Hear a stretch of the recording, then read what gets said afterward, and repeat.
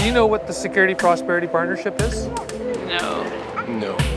No. No, not at all. Have you ever heard of it before? A few seconds ago.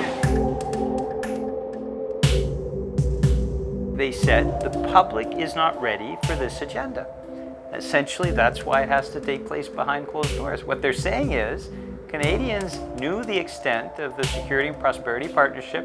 They'd reject it. What happened after the shock of September 11th is that crisis was expertly manipulated by our political leaders to push through a range of policies that they actually had wanted to push through before September 11th, but didn't have the political conditions that made that possible.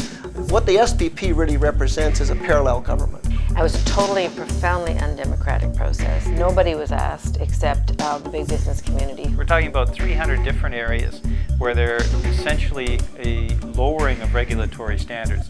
The marketing people have clearly gotten a hold of this. The Security and Prosperity Partnership. Well, who the heck could be against that? Security, militarization, things like the no-fly list, CCTVs. My husband was detained 43 months without charge or access to the evidence because the government thought he was a terrorist in the past, present, or in the future.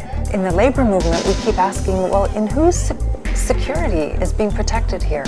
What the Security and Prosperity Partnership is saying is these are North American resources. These are not Canadian resources. Stop thinking Canadian. There is a frenzy on privatizing everything and anything that we own. The ultimate goal, quite obviously, is to create such tight integration that effectively we only have one North American political, security, military and economic place, that there really are no differentials between this country and the country next door. In the final statement, what was said was that this process will advance if there is some kind of a disaster.